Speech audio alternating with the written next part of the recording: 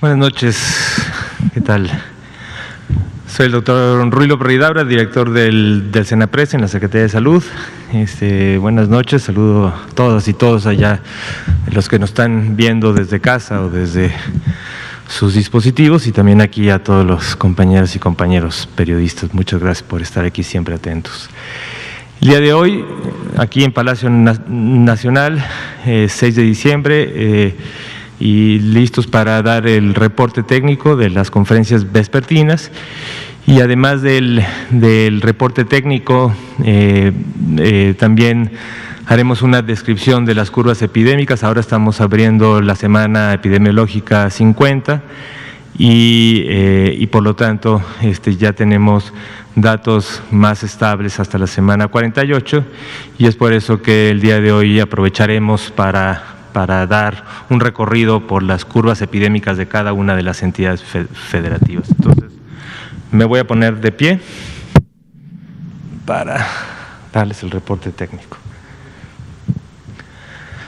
Pues muy bien, como siempre, empezamos con esto. Es la conferencia vespertina número 277 y de 190 días de esta nueva normalidad, que como siempre nos gusta recordar, son 190 días desde que terminó la Jornada Nacional de Semana a Distancia y pasamos a una estrategia que lo que busca es tener una disposición específica, heterogénea, dependiendo de cómo es la curva epidémica en cada una de las entidades. Entonces ya no es una jornada nacional, sino son dependiendo del riesgo, que por eso lo hemos marcado con el semáforo de riesgo, dependiendo del riesgo que cada una de las entidades federativas, pues son las medidas de restricción de movilidad que se deberán implementar. La siguiente, por favor. También, como ya hoy es el día 12 de 16 de esta campaña de 16 días de activismo contra la violencia hacia las mujeres, y en la viñeta de hoy resaltamos esto: tu salud sexual y reproductiva es una prioridad durante la pandemia y los servicios especializados de atención a la violencia se mantienen abiertos en todo el país. Yo solamente para que conozcan, todos los ciudadanos de todas las entidades federativas, hay estos centros especializados o servicios especializados que están regularmente en las mismas unidades de atención médica en los 32 estados, y donde se tienen servicios permanentes especializados en planificación familiar, en prevención de infecciones de transmisión sexual, en también acompañamiento y tratamiento de aborto seguro, y además de salud mental para estos casos de violencia. Marcamos, también hay un mapa donde pueden ubicar cada una de ustedes dónde están los centros especializados o los servicios especializados más cercanos. La siguiente, por favor. Esta es la curva, como les decía en la introducción, estamos abriendo la semana 50 y reflejamos en esta curva de barras cada una de las semanas epidemiológicas que van desde la 1 hasta la semana 48, y que, como ya lo hemos dicho, en cada una de estas semanas se diferencian según la clasificación que ahora mencionaré, cada una de las personas identificadas en nuestro sistema de vigilancia epidemiológica. Al día de hoy tenemos ya rebasamos los 3 millones de personas que han sido identificadas con cuadro sospechoso de COVID, y se les ha hecho el estudio epidemiológico, y a la gran mayoría se les ha tomado, además del estudio, una muestra para confirmar o descartar la infección por el virus SARS-CoV-2.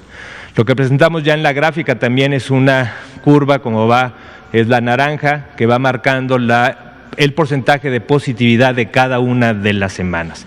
Y como pueden ver, desde la semana 10-11 hubo un ascenso importante en esta positividad, que se quedó más como en una meseta, llegando en su punto máximo cerca de la semana 28-29, y desde ahí empezó a bajar, y desde la semana 37-38 hemos tenido subidas y bajadas. En la última semana bajamos a 41%, pero tendremos que ir viendo cómo se desarrolla la semana para ver si este dato se modifica de la semana 48. Al día de hoy, de estas más de 3 millones de personas identificadas y que tienen estudio epidemiológico, 1.175.850 son positivos para el virus SARS-CoV-2 y casi 1,5 millones son negativos. Del resto, que están diferenciados en los colores, tenemos en el color gris de cada una de las semanas, son todas aquellas personas que acudieron, se les hizo el estudio epidemiológico, cumplían con los criterios para cuadro sospechoso, pero que no se les tomó muestra, y como podrán ver, 204,207 personas del total de 3 millones son a las personas que no se les tomó muestra. Y 146,655 son aquellas personas que sí se les tomó muestra, pero que por diferentes razones que ya hemos descrito ampliamente, no tenemos posibilidad de tener resultado.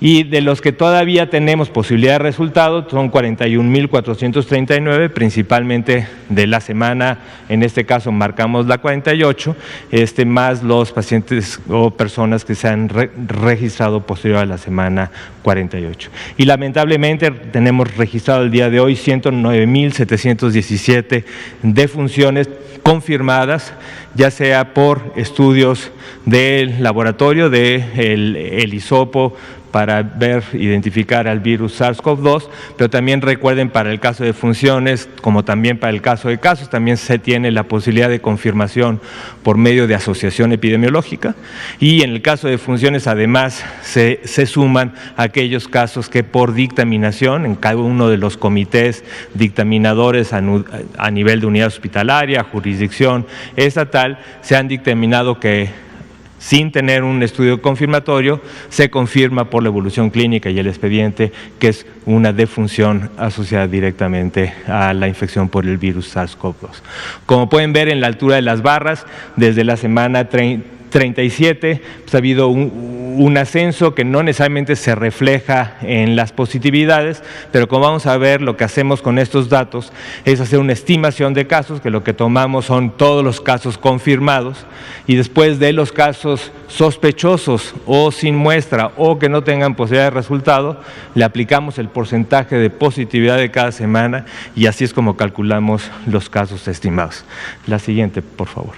Y esta es la curva nacional, que también se refleja por semana epidemiológica, y en este eje es el número de casos estimados.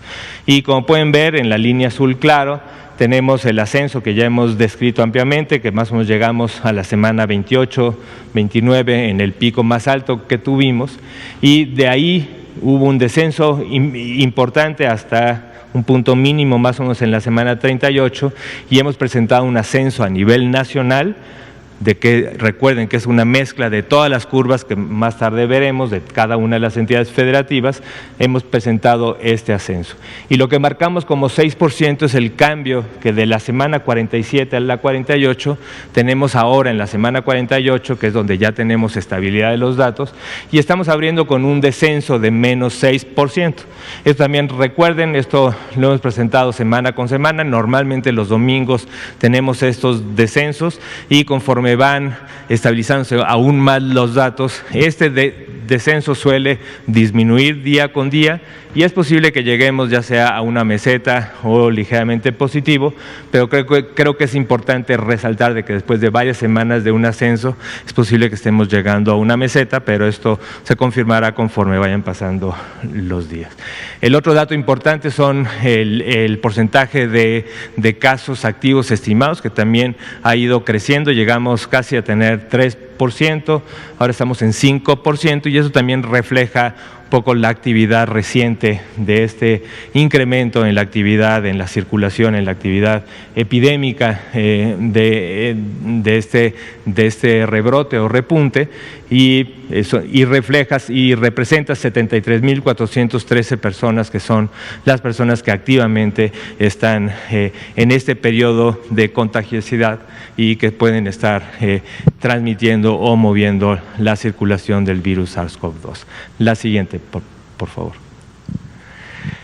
Y esta es la curva de mortalidad que también ya llevamos varias semanas presentando, en donde lo que tenemos, esto es una curva por fecha de ocurrencia de la defunción. Recuerden que las curvas previas son por fecha de inicio de síntomas, y esta es una curva que lo que refleja es el total de las defunciones que tenemos por fecha de ocurrencia, la semana en la que ocurrió la defunción.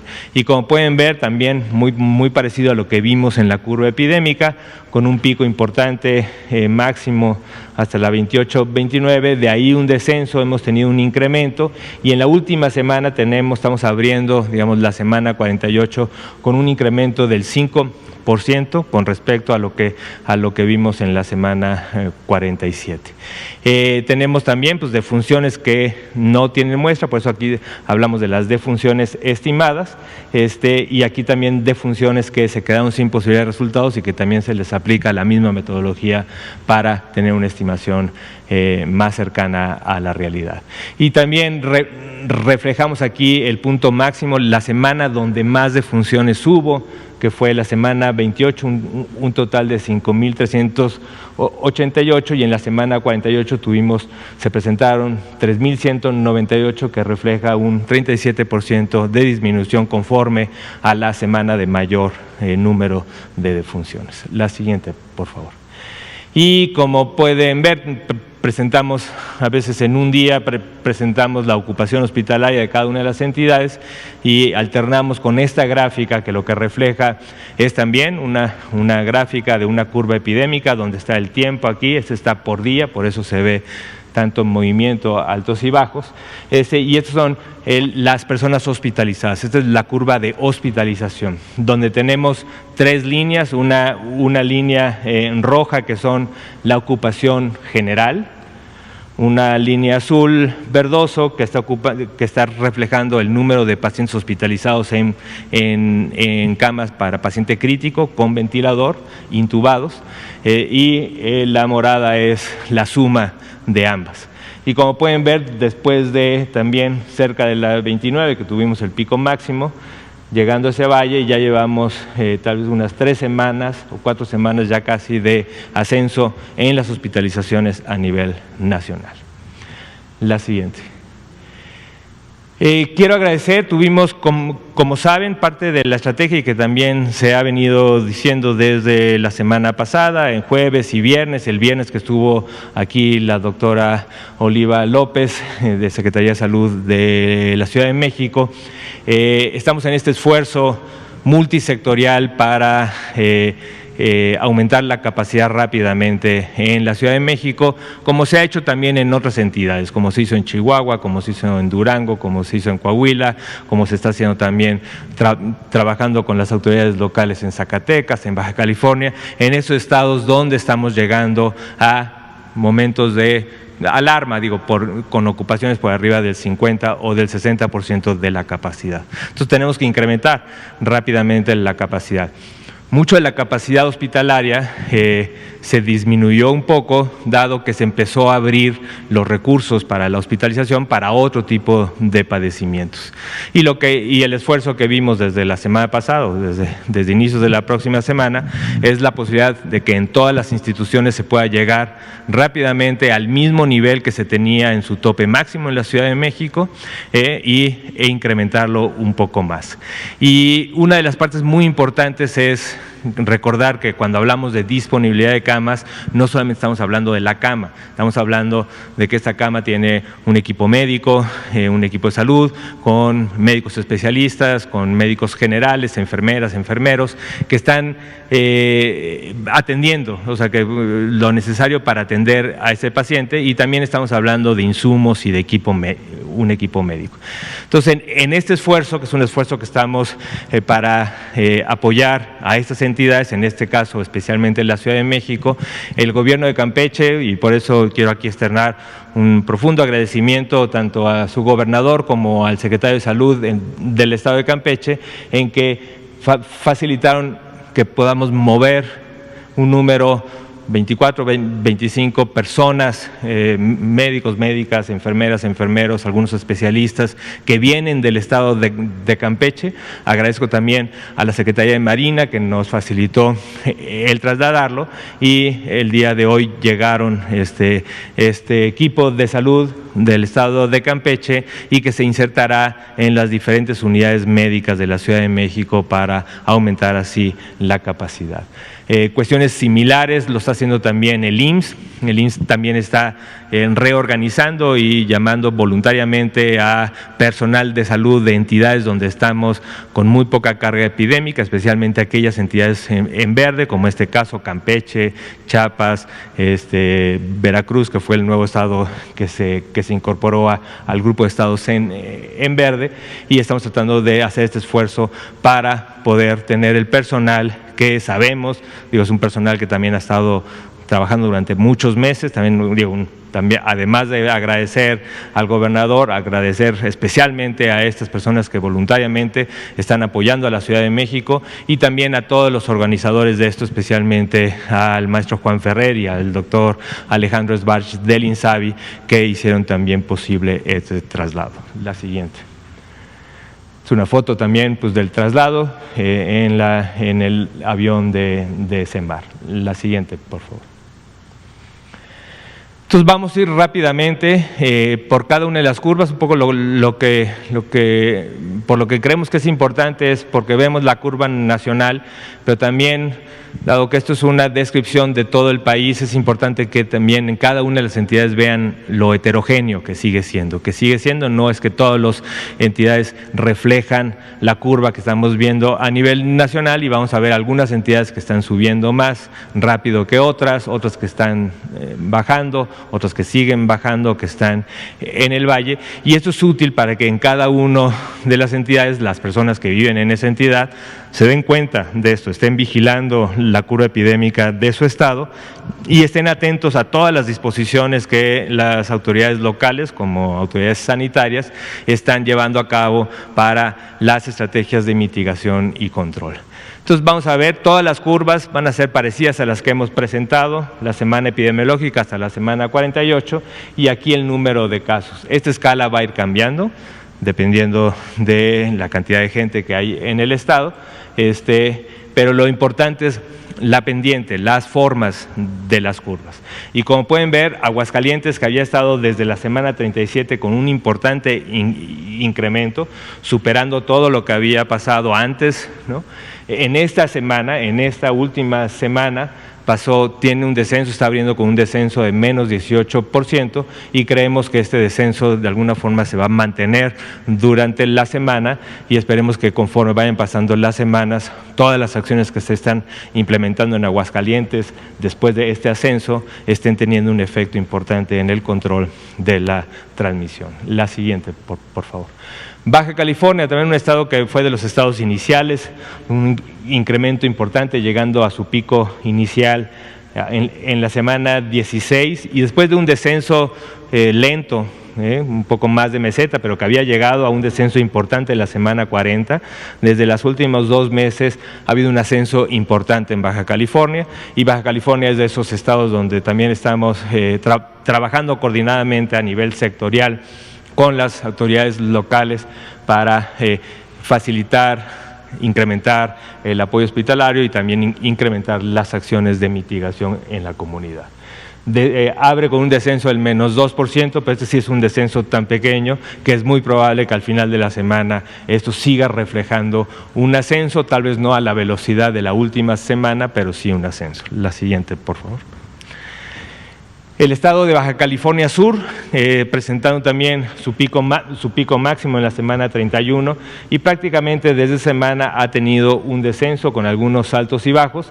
Está abriendo con un 16% de incremento. Es importante que si se abre en la semana, en el domingo se abre con este incremento, pues quiere decir que hay posibilidad de que esto pueda seguir subiendo, y por eso en atención con tanto las autoridades como la población en Baja California Sur, que consideren esto y traten de disminuir la movilidad. La siguiente, por favor.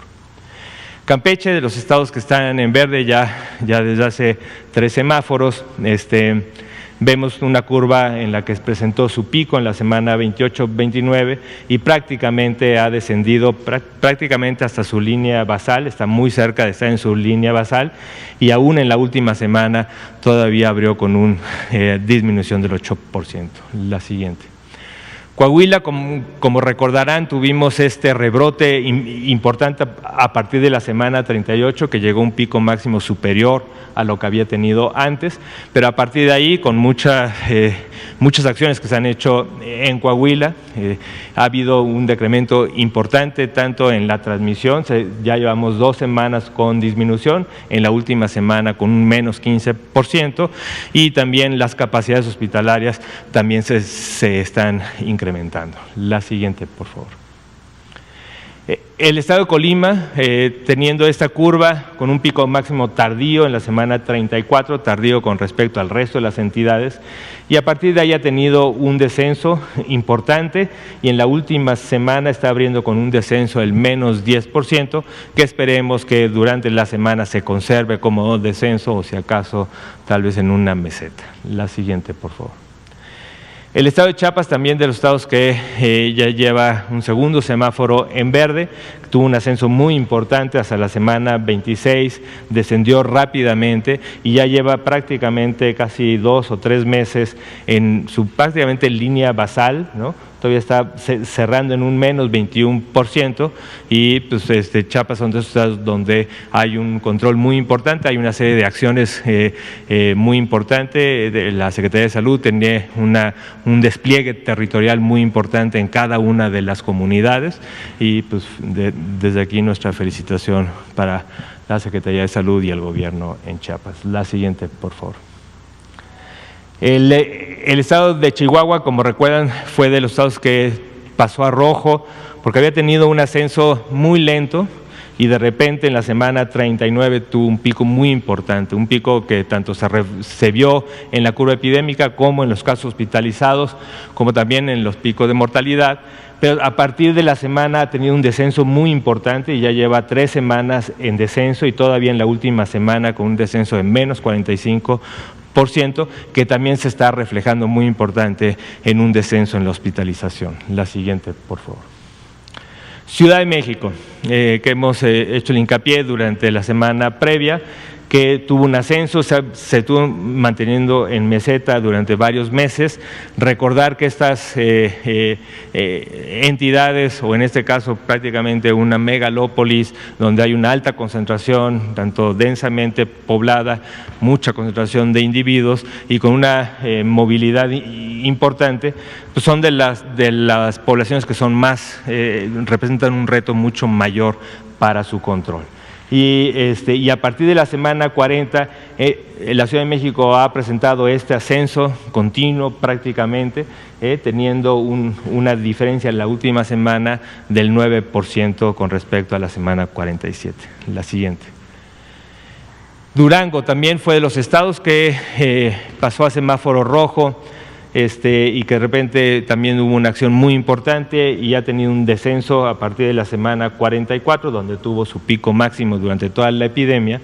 O sea, ha tenido un descenso, y en la última semana, de la 48 a la 47, pues con un descenso muy importante del menos 21%, que difícilmente se revierte con más datos, y entonces ya veremos cómo cierra Durango, pero seguramente con un descenso considerable. La siguiente. El estado de Guanajuato es de los otros estados que han tenido un ascenso muy importante, después de un pico muy claro hasta la semana 31 y después de haber descendido hasta un punto mínimo en la semana 40. De la semana 40 prácticamente ha tenido un ascenso continuo hasta la semana 47, aunque hay este pequeño descenso en la semana 48, como es solamente del menos 4%, este pequeño porcentaje sí es posible que se revierta durante la semana, y ya sea que cerremos con una meseta o con un pequeño incremento. La siguiente, por favor. El estado de Guerrero también ha tenido un manejo y un control de la epidemia importante, donde tuvo un pico máximo, y prácticamente desde la semana 28 se ha tenido un descenso con algunas subidas y bajadas hasta llegar a esta pequeña meseta que, aunque no esté en su línea basal, se ha mantenido ahí, y tuvo un pequeño ascenso en la semana 47, ahora abre con un menos 8%, y esta cantidad de menos 8% son de estos límites en donde es muy probable que al finalizar la semana todavía tenga algo de decremento. La siguiente, por favor. Hidalgo también es de los estados que ha tenido un ascenso importante de la semana 40, después de un pico, baja, semana 40 y de ahí he tenido y ya ha rebasado el pico máximo que tuvo en la semana 32. Ahora en la semana 47 abre con un descenso del menos 7%, eso es una buena noticia, pero al igual que en otros estados, cuando este descenso es pequeño, es posible que al terminar la semana, esperemos que termine con una meseta, lo que quiere decir que es una meseta que todavía tiene oportunidad de ya de manera más consistente bajar. La siguiente. El estado de Jalisco, también después de un ascenso que se había quedado en una meseta prácticamente en su parte más alta de la curva epidémica, ahorita lleva 2 semanas de ascenso, está abriendo con un ascenso del 4% y también, al igual que la Ciudad de México, también Jalisco con su gran área urbana también refleja y representa un gran reto para el control y también pues desde aquí importante que la población en Jalisco y especialmente en el área conurbada de Guadalajara entienda esto, vea esto y trate de tener todas las medidas de mitigación con mayor hincapié. La siguiente, por favor. El Estado de México también, después de un descenso que había presentado desde la semana 33, ahorita lleva ya 6 semanas que tiene un ascenso, aunque está abriendo con un descenso en la última semana de la 48 con respecto a la 47, es un descenso del 10%, por lo que sí esperamos que posiblemente este descenso se quede muy cerca de la meseta y posiblemente mantenga algo del descenso. La siguiente. El estado de Michoacán también con un incremento que tuvo después de bajar, llegó a su pico máximo en la semana 37 y prácticamente de ahí ha descendido y lleva 5 semanas o 4 semanas en las que prácticamente está en una meseta, abre con menos 7% y ya veremos cómo cierra, que es posiblemente que se mantenga en esa meseta. La siguiente, por favor. El estado de Morelos también había ya tenido un descenso considerable, aunque se quedó más o menos en una meseta a la mitad de su curva epidémica y lleva 4 semanas en donde ha presentado un ascenso, está abriendo con un 11% el estado de Morelos y también importante, el estado de Morelos también tiene pues, una gran conexión con la Ciudad de México, también tiene una capacidad hospitalaria que ha sido reforzada pero que también es limitada y por eso también invitamos a la gente del estado de Morelos a tener todas las precauciones en estas próximas semanas. La siguiente, por favor. Nayarit, con un muy buen control, desde su pico máximo ha tenido un descenso, un pico máximo más o menos en la semana 32, tenía un descenso, no hasta su línea basal, pero bastante importante, y sin embargo ahorita lleva prácticamente una semana o 2 semanas donde ha estado en esta meseta, está abriendo con un 11% y esto puede ser una señal de un repunte para las próximas semanas que estaremos vigilando y en comunicación con las autoridades de Nayarit para ver su evolución. La siguiente. Nuevo León, el otro estado complejo por el área conurbada de Monterrey, en donde después de un ascenso se ha mantenido prácticamente en una meseta, es muy parecido también cuando uno ve las curvas, parecido también a la de Jalisco con una meseta en la parte superior, pero da gusto ver que ahorita lleva 2 semanas con descenso importante, el último de casi del 20%, por lo que es muy probable que esta tendencia de descenso se mantenga y esperemos que se mantenga para las próximas semanas. La siguiente, por favor. El estado de Oaxaca había presentado también un control, una disminución importante desde su pico máximo, sin embargo se encuentra en esta meseta más o menos a la mitad de su curva epidémica, está abriendo con un menos 6%, es una disminución pequeña que sí creemos que esto posiblemente llegue a una meseta y todavía va a tener que hacer muchos más esfuerzos para lograr realmente descender hacia su línea basal. La siguiente.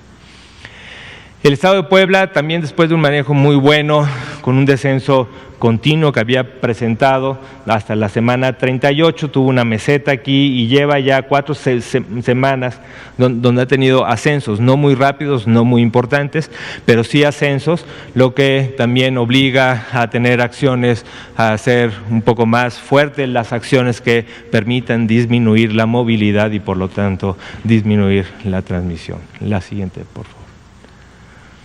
Querétaro es el otro de los estados donde hemos tenido un ascenso muy importante, desde prácticamente ha estado con un ascenso continuo casi desde que inició la epidemia.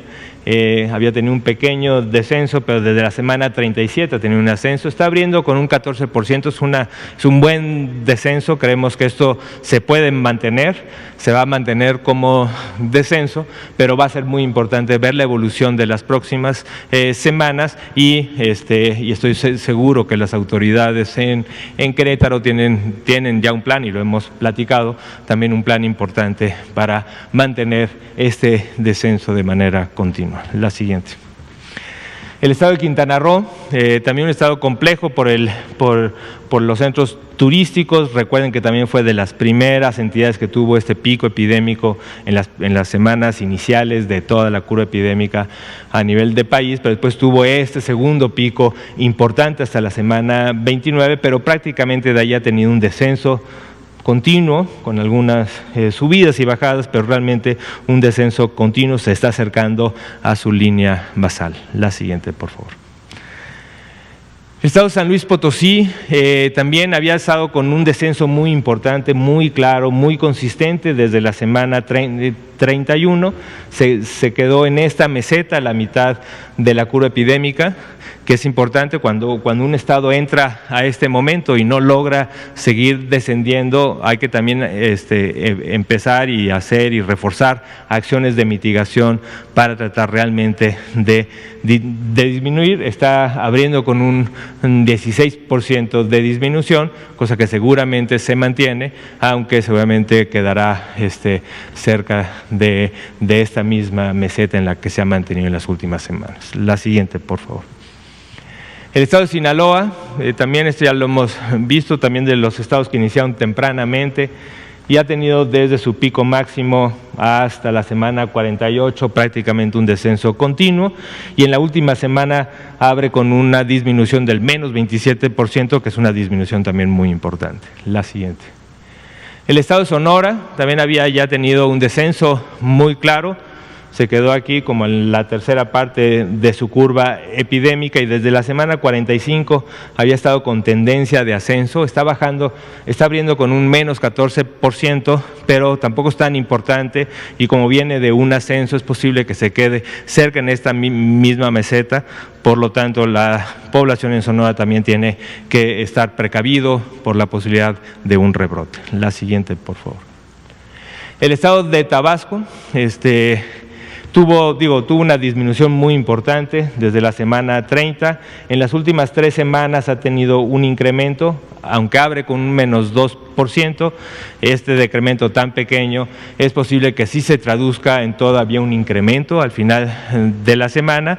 Sabemos que Tabasco, tiene y sufrió y tuvo este problema importante de inundaciones, tenemos un equipo y aquí mi agradecimiento tanto al equipo federal como a todas las entidades y sectores que están trabajando coordinadamente y siguen trabajando coordinadamente en Tabasco para el control de los posibles rebrotes y brotes que pueda haber de enfermedades diarreicas después de inundaciones, pero también esto también complica las acciones que se pueden hacer para el control de COVID, entonces estaremos muy atentos a estas acciones que se tengan que reforzar en una situación especial como es el caso de Tabasco por el desastre de las inundaciones. La siguiente, por favor. Estado de Tamaulipas, un descenso importante, considerable, lleva ya 4 semanas, 5 semanas en esta meseta, está abriendo con una disminución del 31%, que es una disminución muy importante, y esperemos que esto se mantenga también para las próximas semanas para que los vaya acercando más a su línea basal. La siguiente.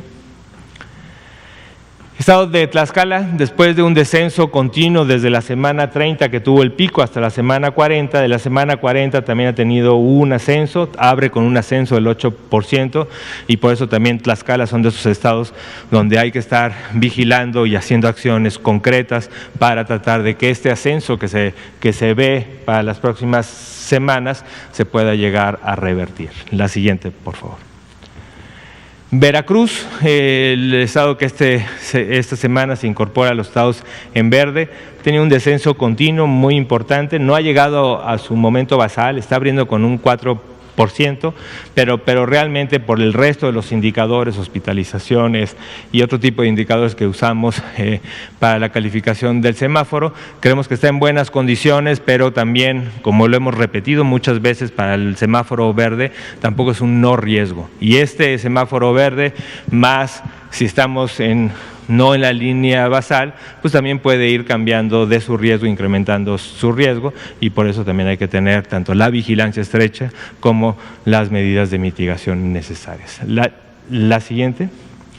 Estado de Yucatán, creo que salta, perfecto, gracias.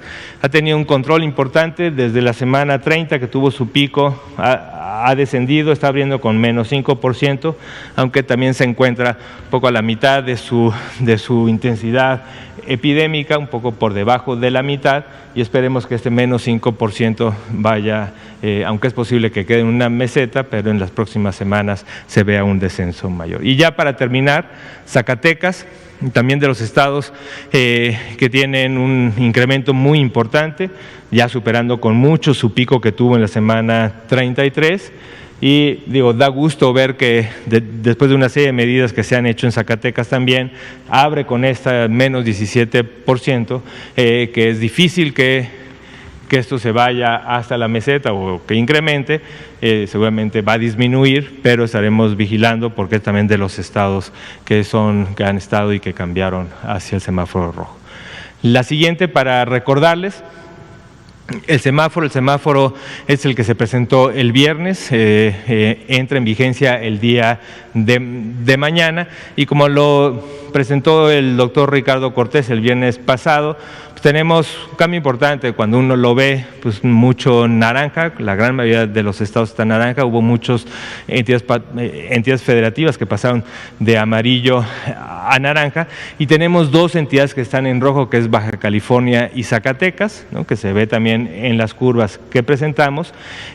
Tenemos 3 entidades en verde, Campeche, Chiapas y Veracruz, y tenemos 3 entidades en amarillo, que son Colima, Tlaxcala y Oaxaca.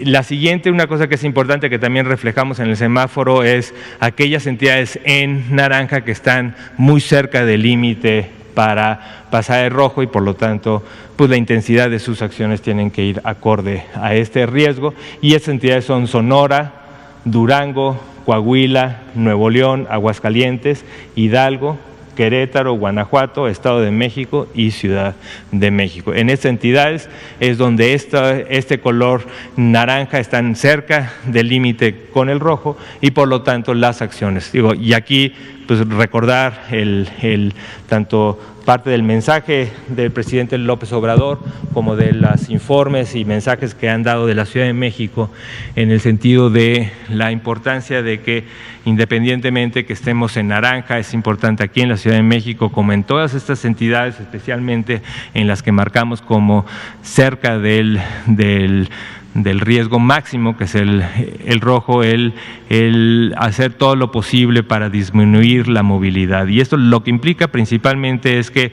las personas tomen conciencia de que salir de casa tiene que ser solamente si es totalmente necesario, y seguramente va a haber muchas personas que tienen que salir de casa, pero si por alguna razón pueden hacer sus actividades desde casa, mucho mejor. Es muy importante eso, disminuir o anular toda la parte de eventos sociales, ¿no?, que también en este tiempo de fiestas son muy importantes. Entonces hay que disminuirlos al máximo, evitarlos en la medida de lo posible, evitar que se concentren muchas personas en un mismo evento. Se ha puesto pues como límite máximo 10 10 personas, y preferentemente que no vengan de más de 2 o 3 núcleos familiares. Esto ayuda mucho.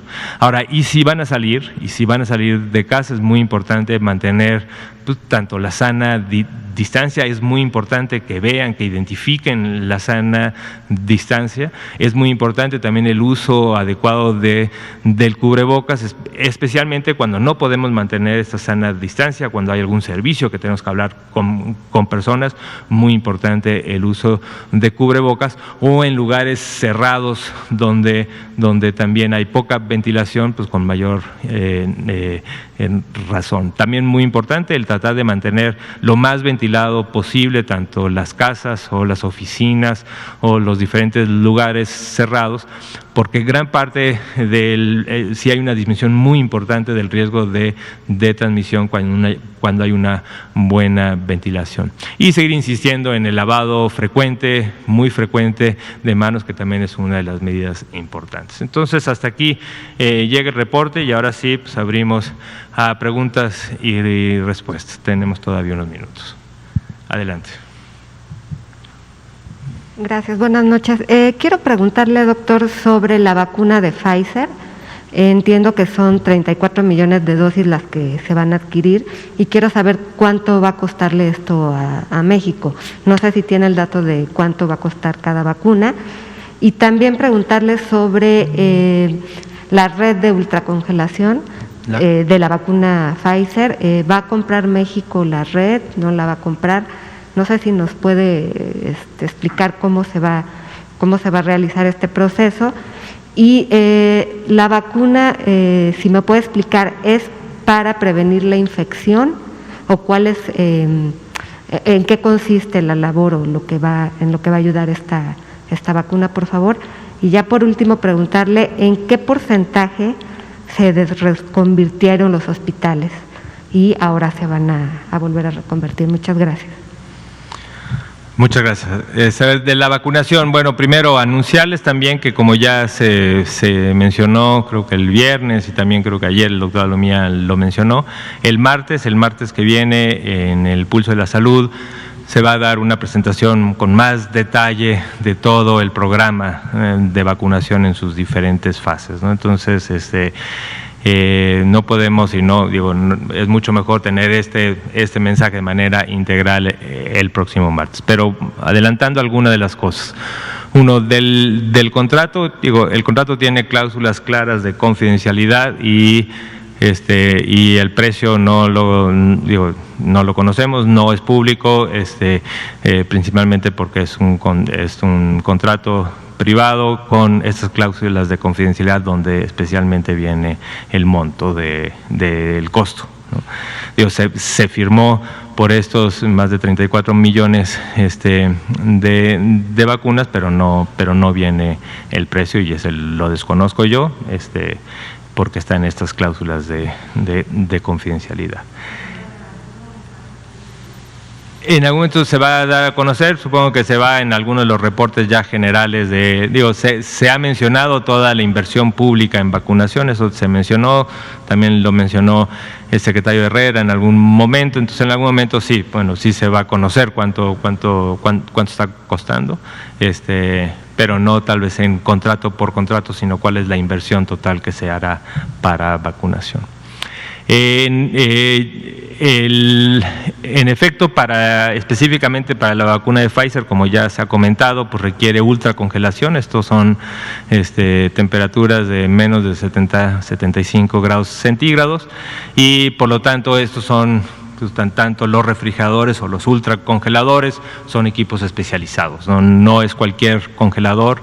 Hay ciertas cámaras un poco más portátiles que con nitrógeno líquido se puede mantener. Esto es parte de la oferta que entiendo que ha dado Pfizer para la movilidad en algunos de los trayectos, pero realmente dependemos de estructuras y por eso va a ser compleja. Eso se está trabajando y es parte del trabajo que está haciendo el equipo operativo consultivo junto con el grupo asesores, y esto es parte de lo que se presentará el martes, exactamente el plan progresivo, grupos prioritarios, lugares prioritarios donde se va a iniciar la primera fase de estas primeras 250,000 dosis que llegarán, esperemos en este mes, y cómo se van a ir aplicando.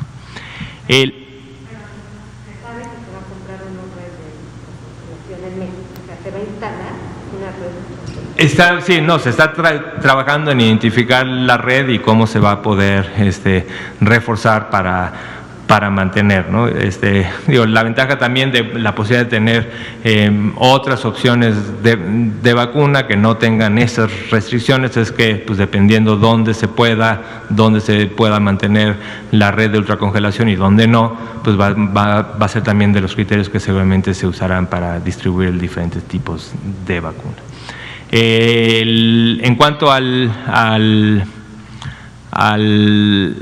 proceso de reconversión, sí, en general, y eso lo anuncié yo también hace ya casi 2 meses, un poco el esfuerzo que estábamos haciendo con cada una de las entidades federativas para que empiecen a abrir, a concentrar las unidades hospitalarias para COVID, para que empiecen a abrir otras camas y otras para el rezago en ciertas acciones hospitalarias que se habían pospuesto, principalmente porque eran tratamientos selectivos, ¿no?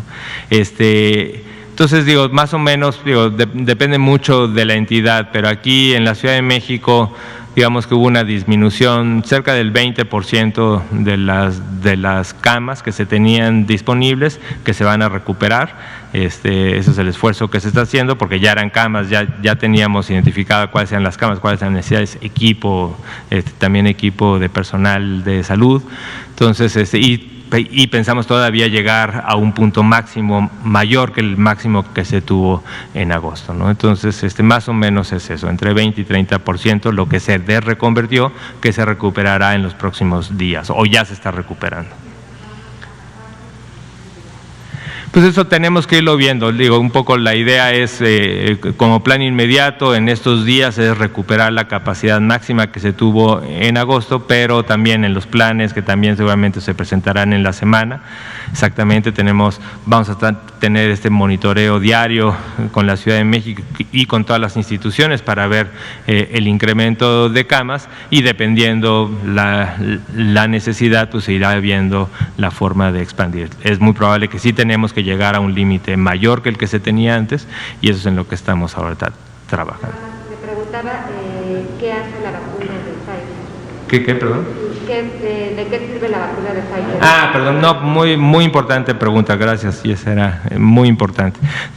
Como también se ha comentado desde un inicio, cuando estuvo, desde los primeros proyectos y protocolos y hallazgos y resultados preliminares de las diferentes vacunas, es muy importante entender que, que los dos grandes espectros que pueda tener, ¿no? Puedes tener vacunas altamente efectivas que realmente te pueden ayudar para disminuir la transmisión o, no pararla completamente, pero disminuirla, y ahí es donde también tiene mucho que ver lo que se ha hablado de la inmunidad de rebaño, ¿no? Que conforme lleguemos, entonces cuando sí tienes esta aspiración, que tengas una vacuna que sea más de 90-95% efectiva, pues ya en ese nivel sí hay la aspiración de poder vacunar al menos 70% de la población, porque eso realmente te disminuye la transmisión. Si tienes otro tipo de vacunas donde tengas menos efectividad, pero que siguen siendo bastante buenas para disminuir la gravedad, entonces el grupo prioritario, pues, y posiblemente, como pasa en influenza, que al final lo que es una vacuna que es poco efectiva para disminuir la transmisión, pero es muy efectiva para disminuir las complicaciones del grupo de riesgo. Por los niveles de los resultados preliminares que se han mostrado, y seguramente que se muestran en extenso en los diferentes documentos que se están presentando a las diferentes agencias reguladoras, pues parece que son muy efectivas, parece que están por arriba del 90-95%, todavía esto se está evaluando, y si ese es el caso, pues entonces por eso sí la aspiración de tener una vacunación universal. aún en ese momento o aún en ese escenario es importante la priorización en los grupos de riesgo, porque entonces tienes que, conforme vaya habiendo abasto de vacuna y tengas que de manera progresiva ir vacunando a la población, pues existen grupos prioritarios, ya sea por su alto probabilidad de contagiarse, como es el equipo en salud, o por su alto riesgo de complicarse, como son gente con comorbilidades, pues son, claro, o adultos mayores, pues son los grupos prioritarios que se irán vacunando progresivamente. Gracias, doctor. Siguiendo con la misma pregunta de la compañera, las autoridades de salud mexicanas, ¿hasta qué punto han tenido acceso a esta vacuna? Para decir que a la hora de aplicarla a los grupos vulnerables, bueno, a la población en sí, es para prevenir cuando ya cuando ya están contagiados y si, vamos, ya accedieron a eso. Y otra, la ciudadanía se va a exponer a un mercado negro cuando llegue esta vacuna, porque lo han estado mencionando por diferentes medios. ¿Algún plan las autoridades de salud coordinadas con otras dependencias para desinhibir todo esto?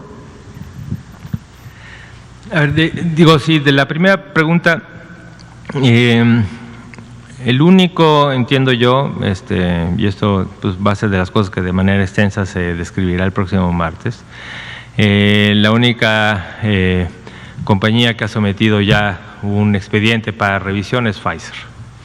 Y sé que se está evaluando. Hay un comité, se está evaluando, como lo mismo que se ha hecho en otros comités internacionales, en Estados Unidos, en Inglaterra, en diferentes. Y ahí es donde se está evaluando. Desconozco yo, porque yo no estoy metido en ese comité, pero bueno, seguramente vamos a estar escuchando pronto un poco la evaluación que está haciendo COFEPRIS, que para este caso también se apoya mucho en las evaluaciones que están haciendo las otras agencias reguladoras. Entonces no tenemos información, pero seguramente es de las cosas que iremos comunicando pronto. Pero creo que es importante la pregunta para también recalcar el punto de que hay muchas preguntas todavía, estamos todavía con muchas preguntas, no parece estar todo ya sobre la mesa como para tener un plan fijo, sellado en piedra y decir así va a ser, ¿no? Entonces sé que es difícil a veces transmitir, a todo el mundo nos gustaría ya saber cuándo llegan, cuánto llegan las otras, cuál es el plan, cómo se va a hacer, a quiénes, cómo se va a distribuir, pero todavía hay muchas preguntas en cuanto a su eficacia, preguntas sobre su seguridad y preguntas muy importantes sobre la parte logística operativa de cada una de las vacunas. Entonces, estamos trabajando, está un grupo trabajando activamente en esto, en ir incorporando las piezas de certidumbre que están surgiendo para incorporarlos en un plan operativo, y esto es lo que se presentará el próximo martes. La segunda pregunta… del mercado negro. Mire, vamos ahora en esta primera entrega, como también se mencionó, la aplicación se hará con el acompañamiento también de CEMAR y SEDENA. A través de CEMAR y SEDENA se hará la aplicación de estas primeras vacunas.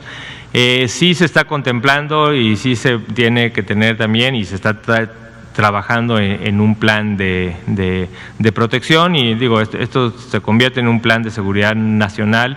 Entonces consideramos que va a haber los suficientes elementos para disminuir y controlar pues lo más que se pueda. A veces el mercado negro pues puede surgir, pero esperemos que esté bastante controlado, pensando también que el abasto internacional también es un abasto también muy limitado, y va a estar, no es como en otros mercados negros donde hay un abasto por todos lados y hay muchos lugares de entrada, ¿no? Ahora va a haber un abasto controlado a nivel global, entonces yo creo que va a ser menos el riesgo, pero claramente se está trabajando en la forma de disminuirlo. Porque realmente el peligro del mercado negro es precisamente que los lotes o lotes falsos que no sepamos si son efectivos, eficaces. Entonces, por eso pues la importancia de sí mantener claridad y comunicación con la población de cuál es la forma, dónde se aplica, dónde se van a aplicar las vacunas que está comprando el Estado, y eso lo tiene que tener claro la población, porque si la misma población busca alternativas, pues está fomentando este mercado negro, que bueno, si fuera la misma y eficaz, pues bueno, está muy mal y es ilegal, pero lo más probable es que no vamos a tener la seguridad de que sean vacunas seguras e igualmente efectivas. Entonces es contraproducente, es casi como llamar a la población que no participe en este mercado negro. La vacuna llegará progresivamente, y también el otro mensaje importante con toda la parte de vacunación es lo importante de mantener las medidas. Digo, esto va a ser progresivo, lento, ¿no? Entonces, no es que ya esté la solución y que a partir de diciembre que llegan y en enero que llegan más y esto ya se resolvió el problema, ¿no?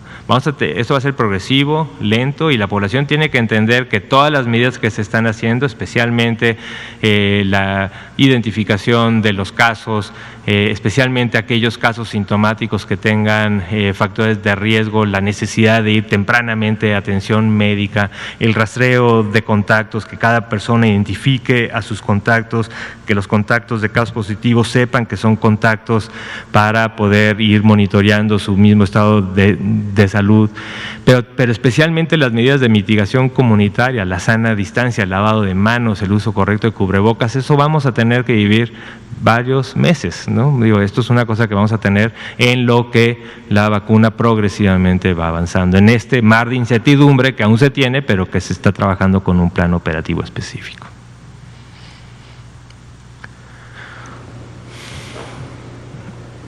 No, bueno, una última pregunta. Sí, de Sedena, ¿cuál va a ser, y Semar, cuál va a ser el papel que van a jugar en esta, cuando llegue la vacuna de Pfizer? Y también si tiene datos de dónde se va a empezar ya el proyecto de la vacuna de Janssen, por favor. Sé que el proyecto de Janssen ya está empezando en estos días, ya está autorizado y ya está empezando. Dónde desconozco, pero con gusto le comunicaré al doctor. O sea, sé que hay varios centros y sé que en la Ciudad de México están participando, o está el plan de participar en varios centros de la Ciudad de México, pero desconozco exactamente cuáles son los centros, pero sé que están iniciando ya. Y de la participación de Sedena Semar, yo también pediría que mejor esperemos a la presentación del plan. Sé que principalmente es en recibirlas, resguardarlas, pero también en aplicarlas. Entonces, dónde, cómo, todo eso se presentará el próximo martes. Entonces, tengan paciencia. Pues muy bien, pues muchísimas gracias. Son las 19:57, entonces con esto terminamos y nos vemos mañana seguramente en la conferencia vespertina. Que tengan una bonita noche. Hasta luego.